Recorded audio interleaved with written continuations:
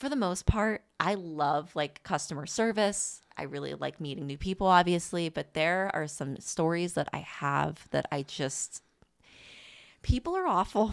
Yes, And they're they are. mean. They're so mean. People are the worst part of almost every job in existence.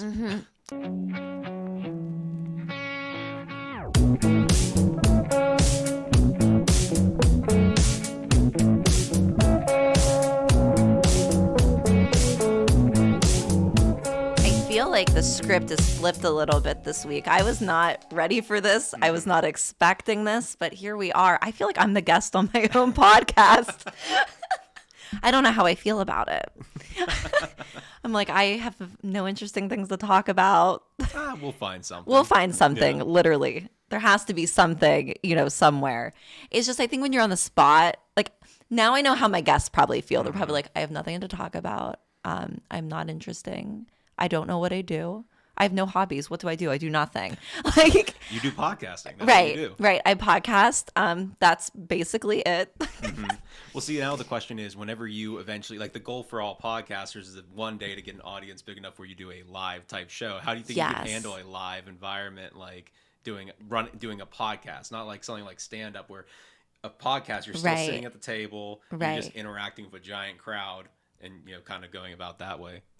It's kind of the dream goal. I think that I would really do well in an environment like that. Sometimes I feel like I'm better in the moment. Okay. I prepare for this podcast and I make notes, but honestly, like everything, I leave it very open because I like to be very present and in the moment. And I feel like that's when I do my best. If I plan too much or I have too many things, like that's all I'm thinking about in my mind. Like it's like a checklist. Like I feel like I don't listen to like what the person's saying. So to have an interactive crowd and not knowing anything can literally happen, anyone can say anything. I just think that's so exciting and so fun. And I feel like I would be very on for that. Girls Gotta Eat podcast, they do a lot of like live like podcast shows. I'd love to go to one, but they look so cool and interactive and they have male dancers, so like that's cool too. So I don't know, maybe that's a goal. Yeah, there you go. know? So I guess you can do a quick introduction to who my lovely face is. Yes. And then we just go into it. Producer Larry. Producer Larry. That's the nicest way to go about that introduction. I've heard on other podcasts you have other nicknames, Yes, so I won't share them here. So we're gonna call you Producer Larry Works for me. instead of any other nickname. Of Lane Media has been an absolute godsend. Like this stuff, this is not my language, and this is your language, and you know what you're doing. You come in here so professional every week, put all the things together. I mean, Larry. Larry. Yeah, I mean, basically, I kind of just fell into the podcasting stuff. I started working with Greenfield's Finest Podcast primarily. That's kind of how I honed podcasting. But I originally started with like one of your prior guests, Jeff Fieldhouse. Yep. I did some animation and like clip cutting for him. Then he introduced me to Greenfield's Finest Podcast, and it just kind of spider webbed out. And now I'm just doing multiple podcasts, seeing how it goes, and just trying to get people, the production side, because there's a lot of people that have good perspectives who could do good shows. It's just they don't have maybe the tech background to pull it off in a way that helps them out. Yeah. Like I feel like I have all the ideas. Like I know where I want it to go. I know what people I want to have on. Like I have these great ideas, but like to execute all of that, I can't do this and execute all those ideas and like produce it. There's just no way. If I had a little bit more free time, maybe, but I'm going to be very honest. I don't want to learn. Like it's very interesting to me how it works and like the sound, like I can get the sound down. But as far as the video editing goes, like I'm out. Like I don't think I have the patience for it, honestly. Like I don't think I can sit down and focus on it long enough. And then I feel like my product doesn't look as good. So like you coming in and just being able to do that is such a huge help. And people can tell the difference. Like I've gotten so much feedback, and it's only been like 2 weeks.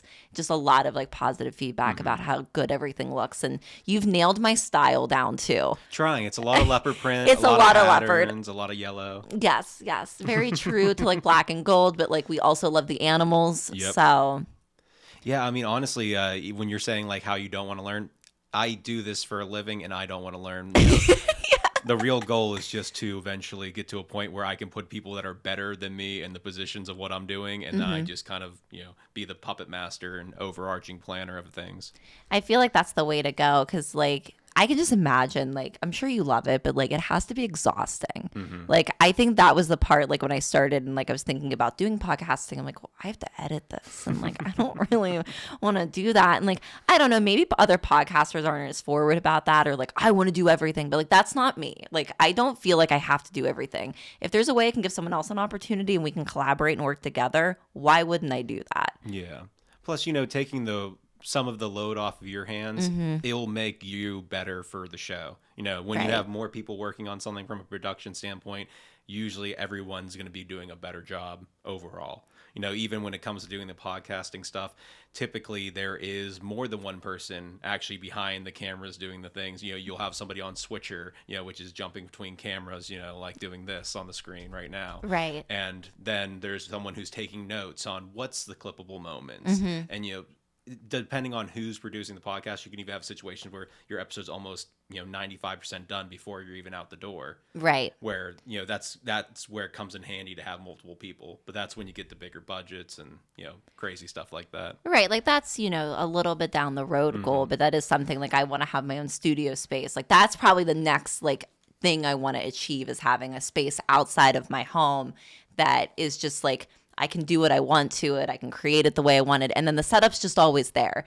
We can walk in, we do the podcast, and we leave.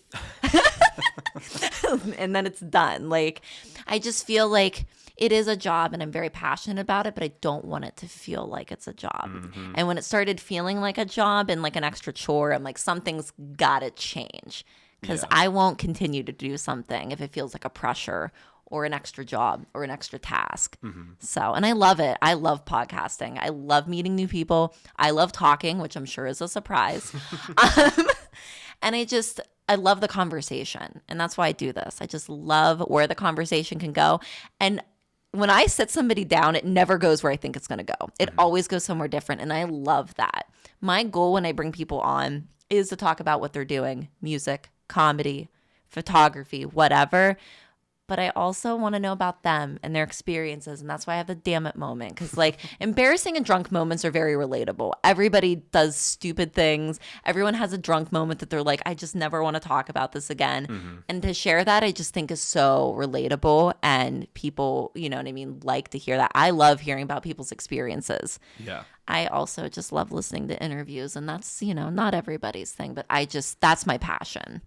So what made you pull the trigger on wanting to do podcasting? Like what was the moment where you said like, okay, I really want to do this?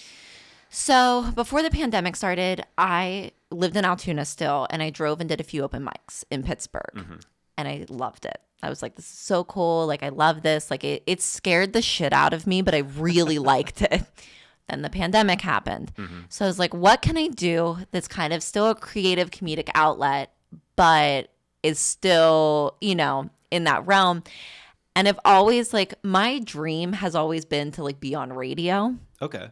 So I was like, how can I merge the two together? So my friend and I, we good? Yeah, we're good. Okay. Yeah, I'm just looking at different screens Okay. since we're running it by table.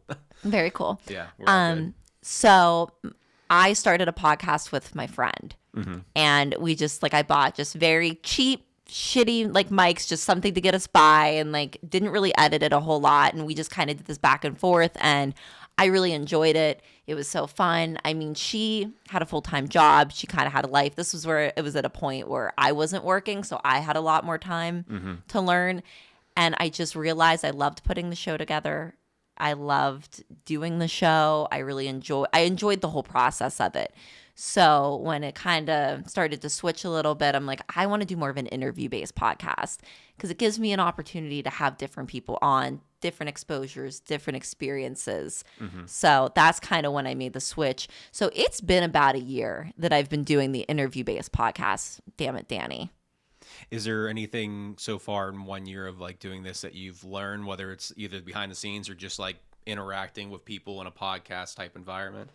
I have learned to be more comfortable. I definitely don't get as nervous. I still get nervous, but I don't get as nervous because a lot of these people I'm meeting for the first time. I don't like, I may talk to them on social media a little bit, but it's not somebody like I regularly hang out with. So I feel like that part of it has become a little bit more comfortable for me. Saying like and I realize, like, when you listen back to yourself, it's kind of terrifying, but you realize what you say. And I feel like the more episodes I do, you can hear it in my voice that my communication has been getting a lot better. The timing, you really have to be, I feel like I've gotten better with listening and responding. And that's where I kind of stopped writing so many questions down because I was so focused on that. I don't think I was focusing on the person. So now I'm very mindful of focusing on the person. And just production, like I started this off on my own and I'm like, how can I make this better? How can I make this better? How can I get more people listening? What can I do? Like I constantly want to improve the podcast. So I feel like I've learned, if you look at videos from when I first started this in the basement of a townhouse I was in, like the videos, like you could only see the middle of the table. Like you couldn't see us, like you could only see the table. This audio was terrible, but you have to start somewhere. Oh, 100%. I mean, also when you say that, you know, just off the fly content idea, whenever you hit an anniversary type date for the show, that sounds like a time where you make an embarrassing like 20-minute video of you watching clips from past episodes. Oh my cringe God. And, you know, have all that depressing moments on camera. Yes. Yeah. We might have to like have like Kleenex ready, maybe, you know, some tequila. That's going to be a very, I like the idea. I love the idea. It's an idea that, so whenever I started doing this, like it started as being like a kid in middle school with a camera, like just wanting to make YouTube videos. I have dozens of old videos of me being like a middle schooler all the way up to like high school of like some very cringe-worthy videos. And I just look at them every now and again. I'm like, one day, if I hit it big, I'll just sit down and watch all these videos. But right now, it does no benefit to me to sit down and watch them yet. It's so like devastating. My mom will send me pictures. I went through this very like, luckily I did not do videos when I was like a teenager because I went through this very intense like emo gothic stage and I feel like it would be very bad for everybody. So doing it now, like at least like it's still very embarrassing, but I feel like I can stomach it a little better than like if I did it as a teenager. Yeah. So so have you always been a pretty good communicator, do you think? Or do you think that's something you've refined with the podcast? Or I think it's something I refined with the podcast. As a teenager, when I was going through this phase, I was very quiet, not social, did not talk to anybody. Like I had these dreams and like I knew comedy was something I always loved and wanted to do something with, but I didn't have the social skill to do it. Working retail will really throw you into social situations that you're not ready for. And it does take part of your soul, but I feel like it taught me a lot and I started opening up to people more and I kind of started building up that confidence to even want to do this. So me 10 years ago probably wouldn't believe that I'd be doing this right now. So what do you think one of like your most challenging retail jobs was? I worked at a major department store for almost 10 years. And I would say my whole career there was very challenging. When I left, I was a department manager and I hated my life. Hated my life. I managed a bunch of girls, which was basically like babysitting. Like they were teenagers. They weren't like older women. Like they were teenagers who like I had to pull into like the office and be like, guys, like, why are we fighting? Like, why is one standing in one department and the other standing in the other and just glaring while they're folding tank tops? Like, what's going on? And I was like, I hate this job. And I loved retail. I love fashion. But that part of it, I just absolutely hated. It wasn't even managing people. I think it was just managing teenage girls. Like, I just felt like I was constantly babysitting. And the customer interactions. For the most part, I love like customer service. I really like meeting new people, obviously, but there are some stories that I have that people are awful. Yes, and they're they mean. They're so mean. People are the worst part of almost every job in existence. And the other was in the department store I worked in, there was an escalator and I was always scared to death. Every single shift that I worked, that someone was going to fall down that escalator and I was going to have to maybe attempt to save them. And I am not saving them. Like, that was my biggest fear. Oh, I'm being robbed. I was worried about that too. But I was less worried about that and more worried about someone falling down the escalator. It's crazy how scary escalators actually are, where it's like unfortunately, if you have the wrong type of friends, they'll send you like, videos that are kind of edgy, where it's like you see like, oh, an escalator can just like fall into itself, and it's just a bunch of gears in a pit. It's like, this is a terrifying invention. Like, we shouldn't even have it. Like, it shouldn't be a thing. Like, let's just stick to elevators. Yeah. Like, I feel like that's so much safer. And then, like, these moms would take these strollers up with children, and I'm like, I am just going to act like I don't see this. Like, I can't be the saving grace here, and I won't be. Like, I'm not going to do well in an emergency situation. It's not going to be good. So that honestly was one of the biggest hangups I had. Isn't that terrible? It's like one of the biggest hangups I had. Well, hey, at least it's something that's less likely to actually happen, and realistically, versus like something that you will have to experience that you're worried about. Exactly. It's kind of good to have a little bit of that fantastical fear versus something that's more in the real world. Right. And then I went from corporate America, big department store, to then for 2 years, I managed a boutique, and I loved it. I loved the girls I worked with. I loved managing them. I loved running the store. Like that was my favorite job that I had. And the owners of the boutique became my best friends. Like, I'm still friends with them to this day. It gave me a soft spot for small business that I just don't think I ever like had or realized. And I think people that shop at bigger department stores or bigger box stores don't understand the impact that small businesses go through, and especially through the pandemic. I mean, that's why the business no longer exists. So, I mean, just going through that, like, my heart goes out to small businesses. Anytime I can support, I do. I try my best. And like, Pittsburgh is such a good area for that. There's so many small businesses. Oh, definitely. And it seems like there's always more coming around, even like areas like, say, Millville, where even like just before the pandemic, there were things open, and, some of those things did close and some new things opened up. But I went down there for one of their events. It was either Millville Days or the music festival. Yeah. And we were walking down the street, and there's, dozens, or maybe not a dozen, but, there was a good like 6+ just boutiques for clothing, vintage clothing here, old like 1950s dresses there, My heart. So. I love thrift stores. Like, there is a local store, shout out The Closet.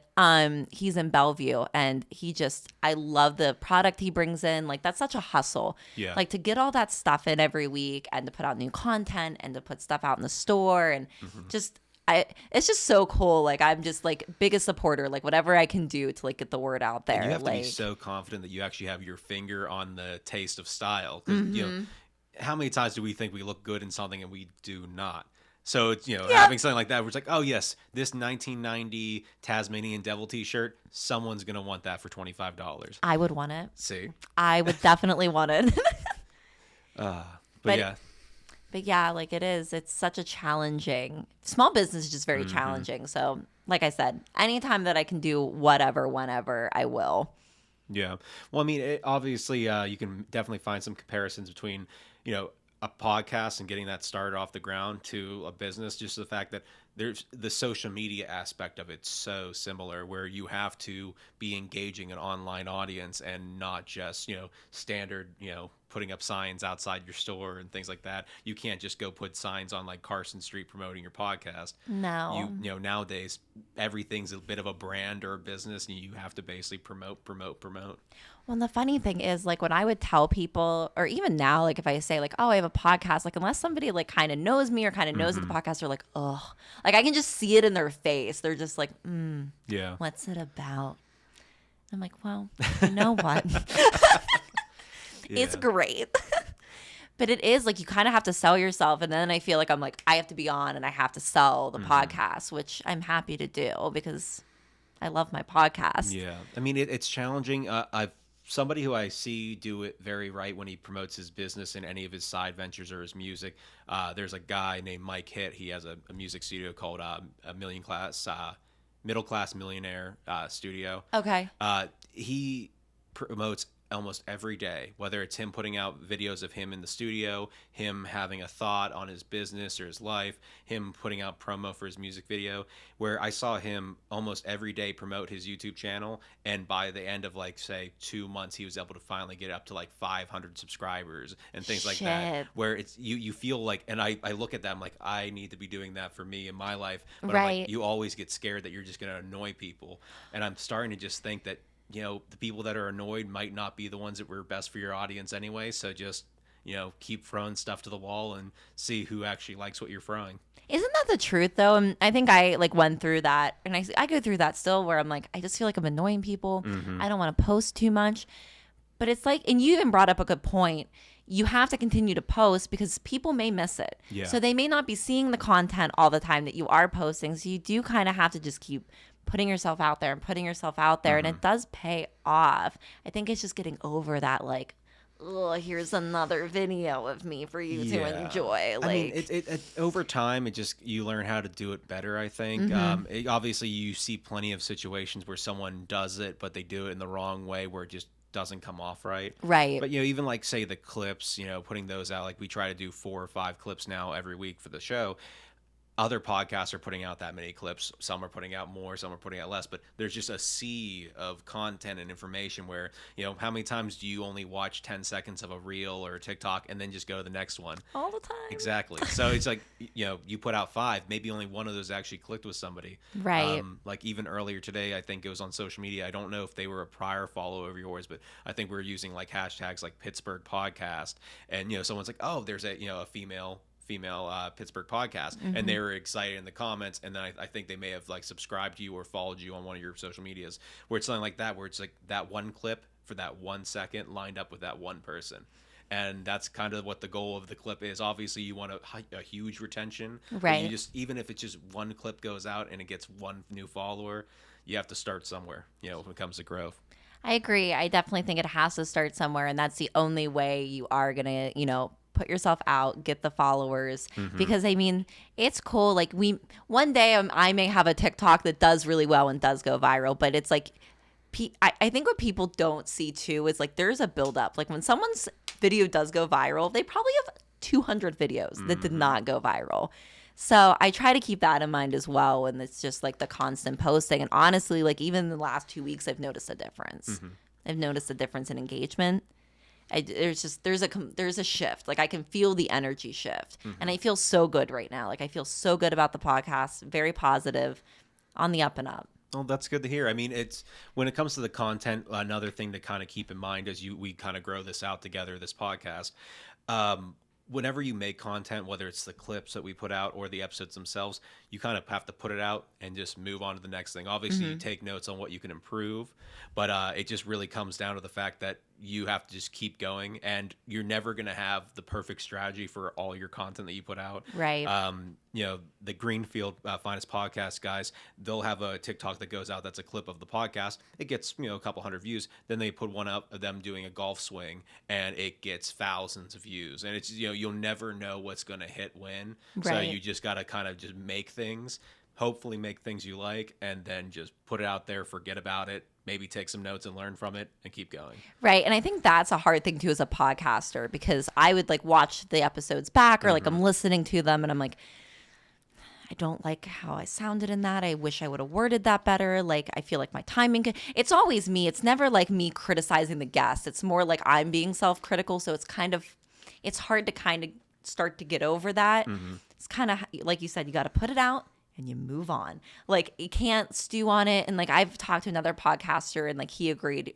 Like, we're like, I hate myself. Like, he's like, why am I doing this? I hate myself. I hate my voice. Why did I want to do this? But I feel like everybody goes through that. It's kind of, I don't know if it's exactly imposter syndrome, but I feel like it's definitely like a version of it where you're like, you want to do something and then you do it and you're like, I can't, why do I think I can do this? But anybody can do anything. Yeah. Well, I mean, I don't know if it's fully a thing with podcasters, but it seems like a thing with creatives in general, or like specifically comedians. Like there's a little bit of that self-hatred where you kind of are putting yourself out there, because if you didn't have that little bit of self-hatred, you wouldn't be putting yourself out on a stage. Right. You have to have like a little bit of an imbalance and something wrong with you to put yourself out there. For validation. Yeah, totally. But yeah, oh shit, I was going to say another podcast thing. What was I going to say? Fuck. So we were talking about content for podcasts, putting yourself out there.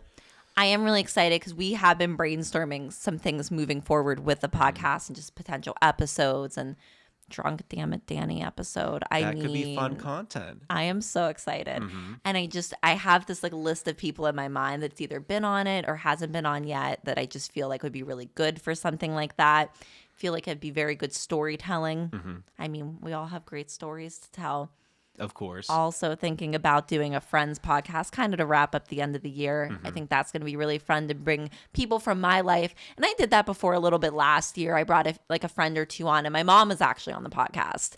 And that was like one of my best episodes. Everybody loves Mama Sue. Oh, yeah. I mean, typically that works out pretty well.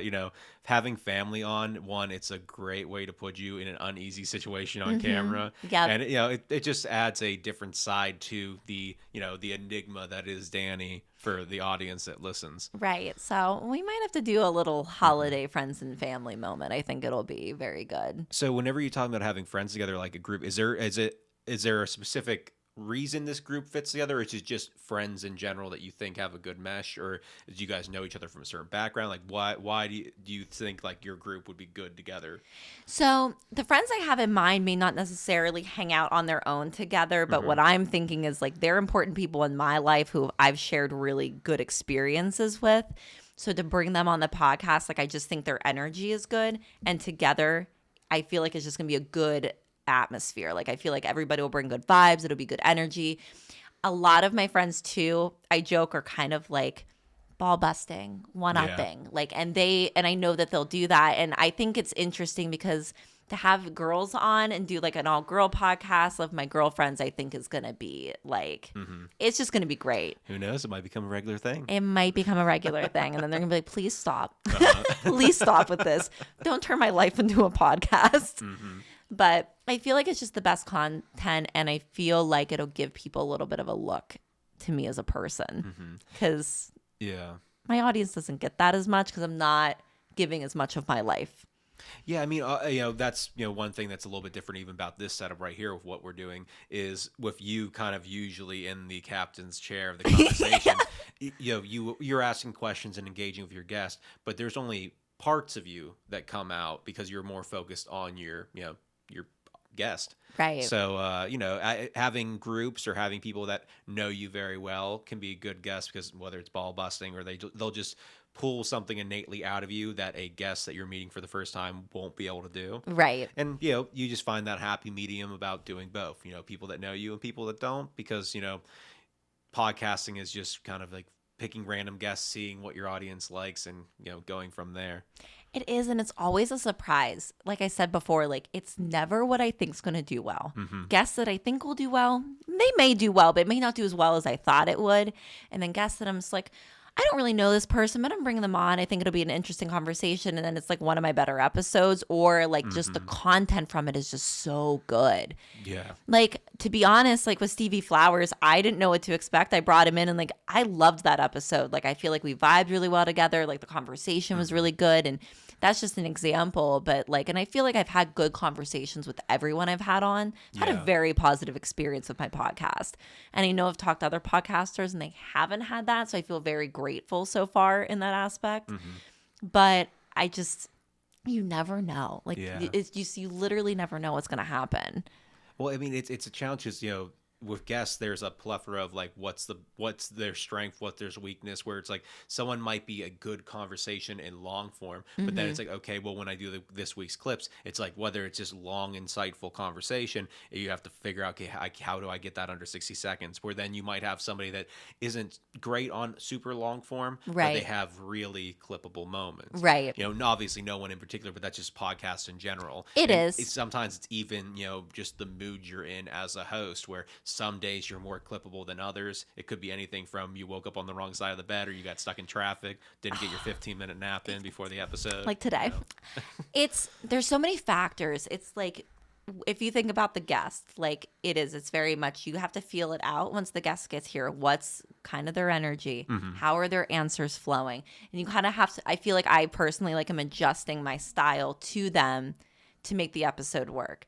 And then it is very much like, I feel like with me for the day of, like, I'm trying to like keep myself in check. I'm like, you have a podcast tonight, stay positive. Like, I try to keep myself on a good track so that I'm focused and ready, because And I feel like people can tell. I can tell when I'm not focused and ready. And I want to have the best episode that I can. And I'm just thankful that people want to sit down and talk to me. So I'm grateful for their time, and I want to make the best of their time. So I try to be very mindful of that when I bring people on. Is there this is a little bit kind of a broad question, so you might not have an answer in mind, but is there any specific side pieces of content that you've been thinking outside, like the two we just talked about, whether it's drinking or with your friends? Is there any type of content you see other people making that you feel like has a parallel to your podcasting as you grow that out? I can't think of a good answer at the moment. I'm really trying, now that the production part of it is kind of like that weight is lifted off my shoulders. I feel like now I'm really trying to focus on what I can do to move it forward and grow it. So as far as that goes, I don't. Personally, like on my personal page, I always like doing stories, and I haven't done that as much where like if something happens to me, like I just make an Instagram story. Like I don't think about it. I just natural reaction and I send it off. There's something to that. I feel like maybe with the podcast, I want to do something with that. Yeah. Just because I do love the interviewing part of it, but I do feel like it has to be a little bit more. There has to be more things. Yeah. I mean, honestly, getting used to doing the stories or doing live is definitely beneficial, because when it comes to, say, someone who comes in at my role to, make these produced clips or what for you, there still is a little bit of a fabrication to it where it doesn't feel completely you know, as you as a persona, you as a brand, Right. where you putting out like, short stories or the lives, it lets people to see a little bit more of you, and then combining the two types of content on your platform, it kind of well rounds it out where you never feel like you're not putting something out. Right. Even just off the fly ideas, whether it's you save one bonus question for your guest, and then you just record a live clip or a story of asking them maybe after the show or before the show, just kind of like a question to that's not going to be in the main content, but Right. that's there for the committed fan that you can put out there where someone might look for that every week. Right, like a little extra. And something I talked to another podcaster about too is like the before, and I think you noticed this, like I love, like as soon as a person walks in the door, I'm talking to them. And it's like sometimes I feel like there's really good moments missed Yeah. when they first sit down or once it's over. And I feel like that behind the scenes, like I know it's not like everybody's like cup of tea to like put that out there, but there's so much good content in that, such good moments. Like there's moments I wish I would have. Yeah. So like to have even like a compilation of that, or to release little snippets of like each person, I think is a really great idea. Like just to always have the camera rolling. You're gonna have to start just putting webcams in the corners of the room. We and just might have to. You're gonna have to have a whole security system set up just for the podcast. I buy like 900 blinks and just put them all over and just be like ready to go. Because it's like it's the best moments. And like obviously the podcast is good, but again, if you're signing up to be on a podcast, I mean, just be ready. Yeah. Be aware. Oh yeah. Things are going to happen. Things may come out. And that's another thing I'm very mindful of. I will never put something out that somebody does not want me to. That's good. And I really haven't run into that either. But I want to have a comfortable space where people want to come on and talk to me, be open with me. If anyone ever was like, I just don't want that out there, like it's gone. Like no questions asked. Because I would never want to be put in a situation where I would ask somebody that and they'd be like, well, fuck you. Yeah. So I'm very mindful of that as well. But I mean, the before and end content, it's a thing. Yeah, it's something that you're going to have to eventually figure out on a way to capitalize. Something that feels comfortable, but something, for the guest. But, something that's just, capitalize on that gold somehow. We just got to figure out how. And not be invasive. Exactly. Yeah. The goal is to not be invasive. So, what do you want to get into talking about now? All right. Well, I feel like I was not prepared for this, but since we're doing the things, I feel like we should do Dammit moments to wrap this up. Okay. I feel like we have to. I do this to my guests every week. I mean, I listen to their Dammit moments, their embarrassing moments, and then I don't give one. So you got something good for us, is what you're saying. I do. So dating.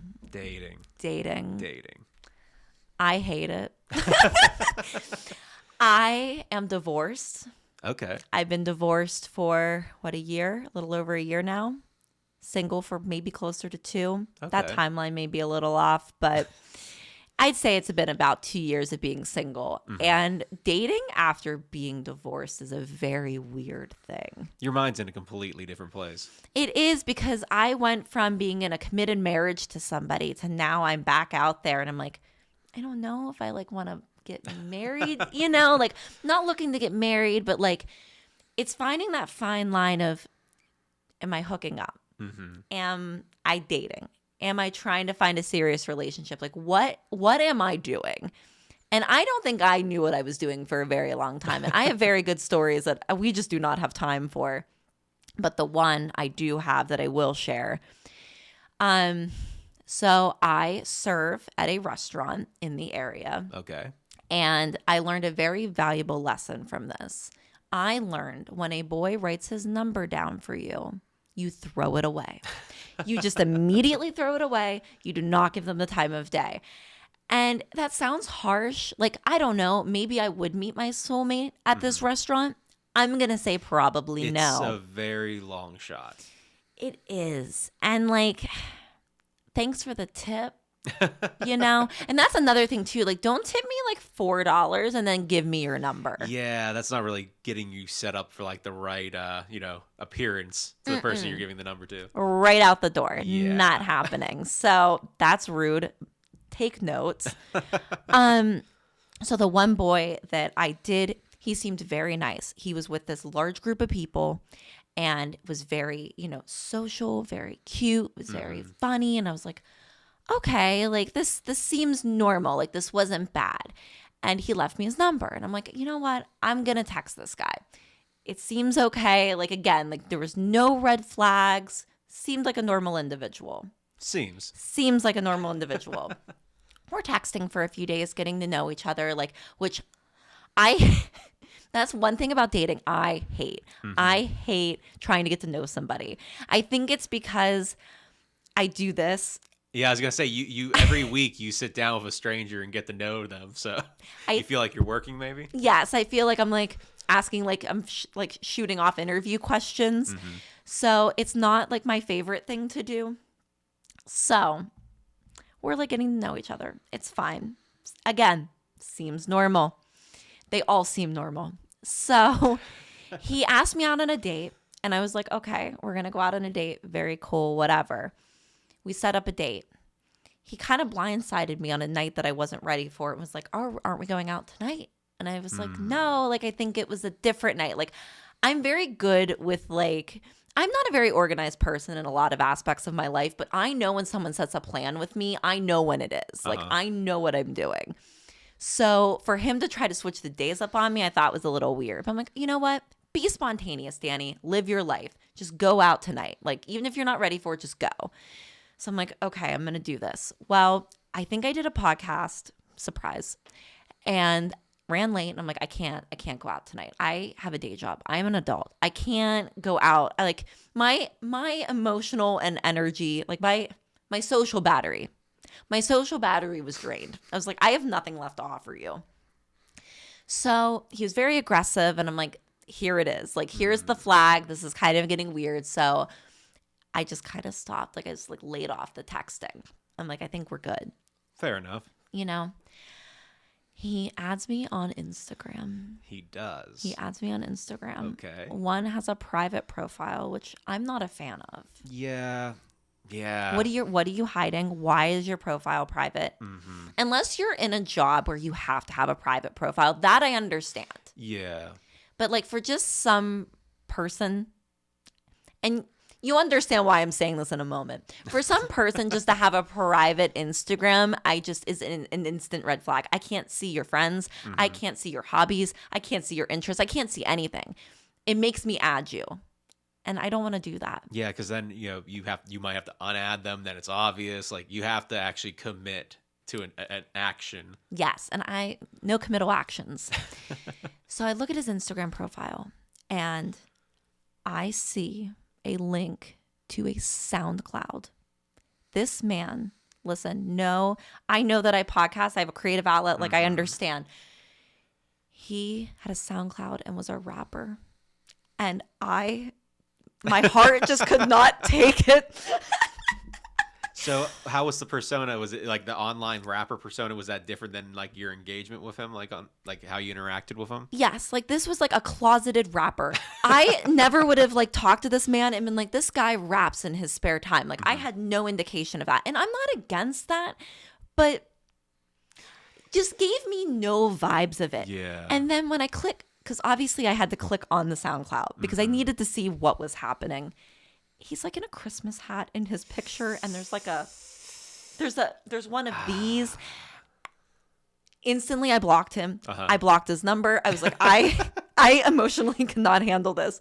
This is not okay for me. Like I felt offended by the entire thing. Like I was bamboozled by a man with a SoundCloud with.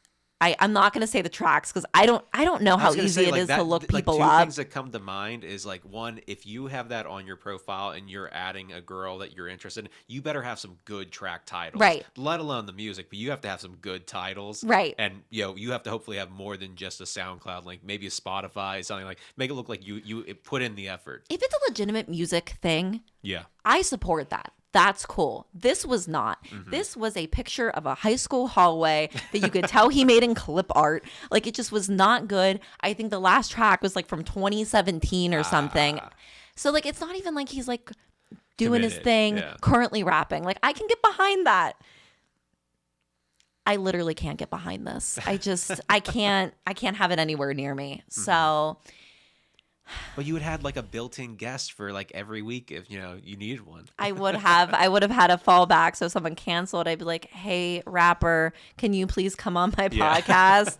That would have been really great. You guys could wear Santa hats. It'd be so cute. That would be so cute. It'd be such a cute couple photo. Needless to say, it did not pan out, and he is still blocked from everything. And if he sees this, I don't care if he sees this. All love. It's all love. It is. It's all love. And it's funny. Like, it's so funny. Like, you just have to, like, you have to laugh about it. And I've had other dating experiences. Like, you just have to laugh about it. Like, I never really had the dating experience before. So now that I am going through it, I understand. Yeah. I get it. Yeah. I mean, honestly, like from what I hear, this goes across the board for girls or guys, but typically when it comes to dating apps or social media, like you have to present your best self. And as a guy, there's so many pitfalls that you can fall into where it's like obviously you don't want to have a photo of you if you're fish, you just caught, or there's a lot of red flag type content you could have out there. Yes. As soon as you're adding your creative life also into your account, you have to double down on like how it looks. Presentation is so important. It's so key. And like, I can't respect someone that does a post like this with a SoundCloud that's just not well put together. Like if you're going to commit to the rapping, like let's commit. Yeah. Hey, if they can't commit to the rapping, then that means they couldn't commit to you and you made the right call. Absolutely. So that is my tale of taking a phone number. I will never do it again, ever. And it was so bad. It was so so bad. And like, I'm telling my friends about it. I'm like, I feel personally like offended. And I'm like explaining this. They just thought it was like the funniest thing. Yeah. And they're like, how didn't you see this? And I'm like, but he did not look like this in real life.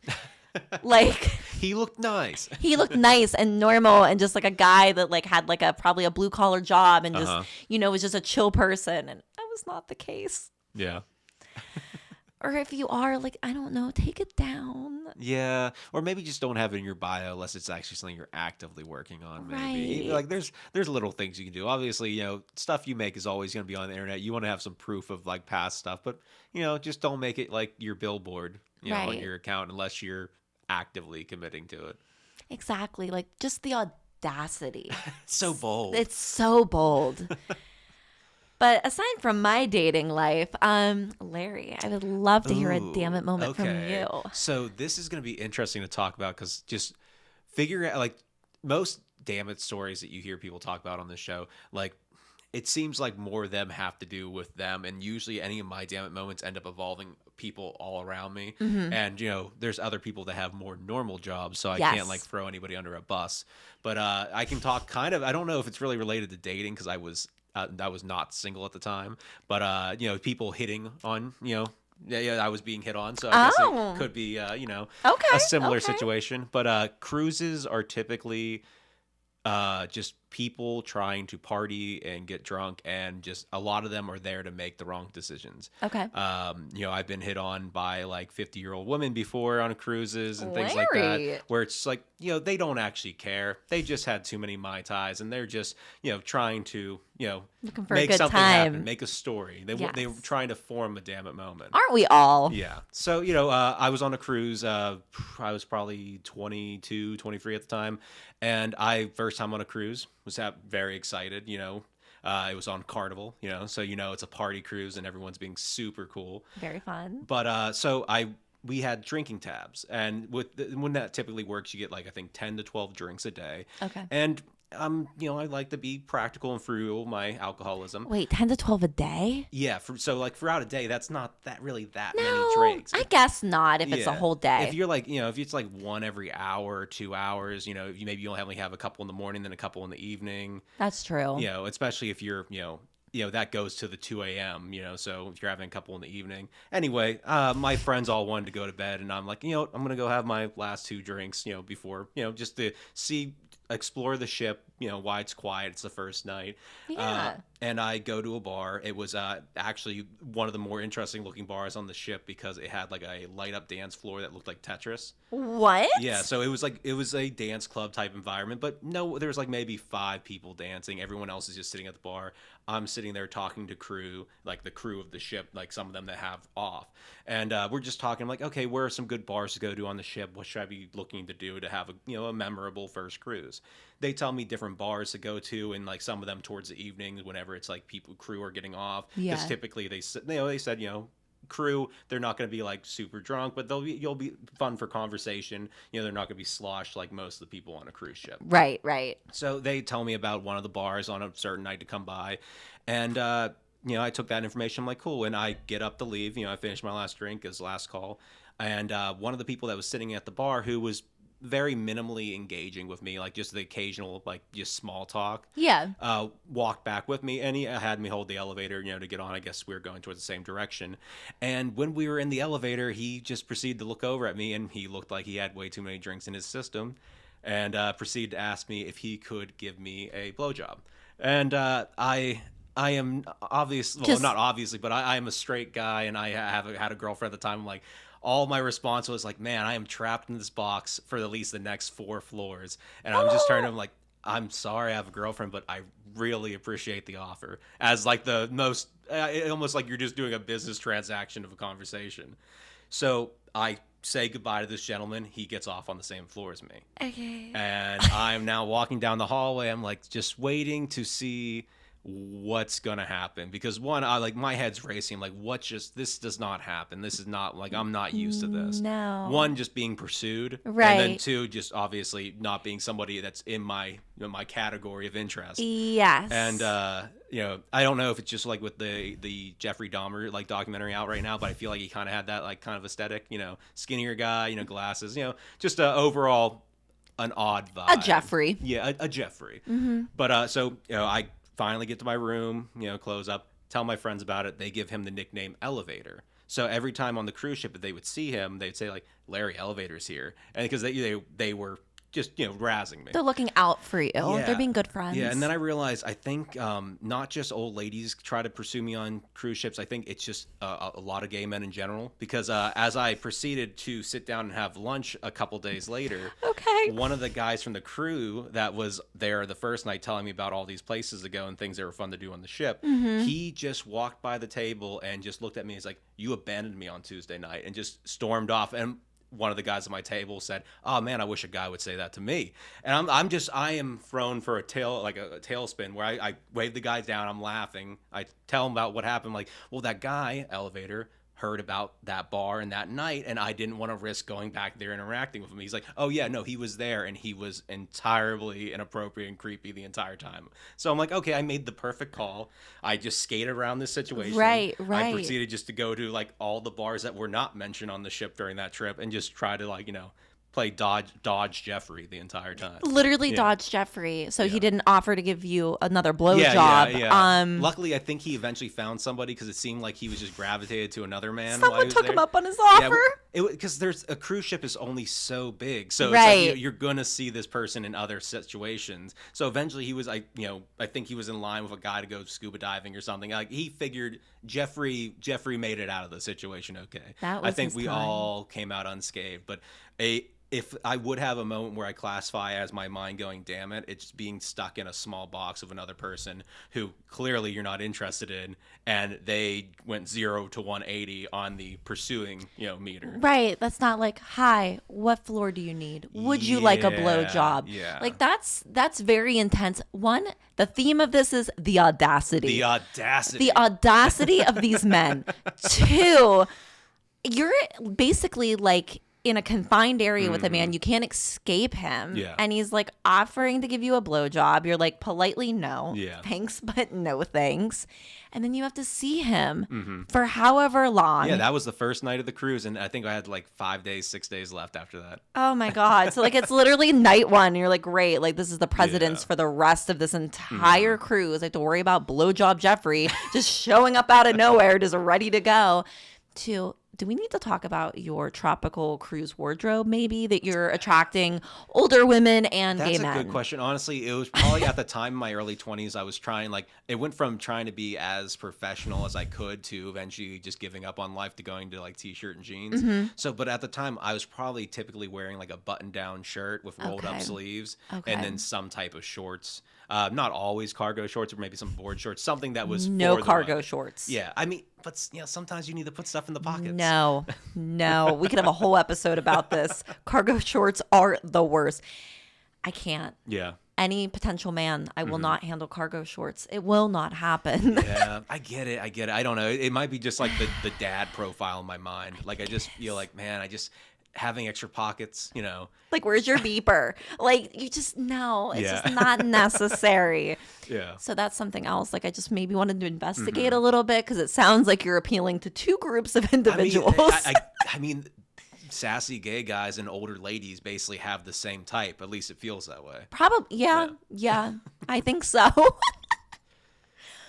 That was a very good damn it moment. Yeah, man. It's one of those, like, I have so many various stories where it's just coming down to like, how do you walk through a situation like that and articulate it into words? Because it's just, there's so much information going on that you're perceiving in that type of moment. You are, and like your mind's just like going, and then like when you're trying to tell it back, it's like, okay, how do I tell this the most effective way? And also, like we talked about, like I have so many damn it moments. Yeah. So many. But I also have a day job that I can't exactly share some of this with. So maybe one day. Yeah. But for right now, we got to keep it under wraps because we don't want to incriminate ourselves or others at this time. Exactly. Roughly PG-13. Right. You can give a little bit out there, but nothing that would actually put you in a negative spot down the road for work. Right. Like we want to find the line and we want to tiptoe at the line, but we don't want to hop over the line. Yeah. Unless it's your guest, then we push them over the line. Exactly. I mean, I want them to do, Exactly. I want them to tell me all the things. So it's fine.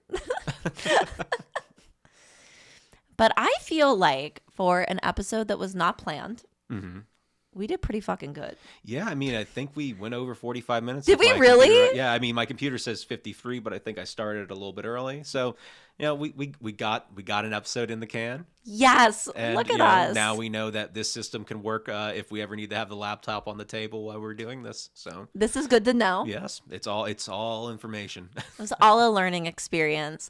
Well, Larry, thank you so much for having me as your guest on the Dammit Danii podcast. I really appreciate it. Thank you so much for having me. Hey, always happy to have you on in your own house.